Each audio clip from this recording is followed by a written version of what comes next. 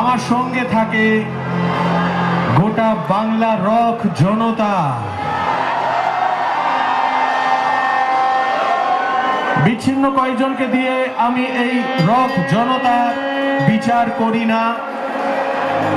আমি জানি এই রক জনতা অন্য রকম। গোটা পশ্চিমবঙ্গ জুড়ে ফসিলসের অনুষ্ঠান, এমনকি বাংলাদেশেও আমি এই বাংলা রক জনতার দেখা পেয়েছি। এরা সত্যি গান শুনতে, গান গাইতে ওই ছোটাই বাংলা রক জনতার সামনে আবার আবেদন করছি, বন্ধুরা আজকে এই পুরনো স্বপ্নে আসুন আবার আমরা একসঙ্গে গলা মেলাই। এতটা পথ পেরিয়ে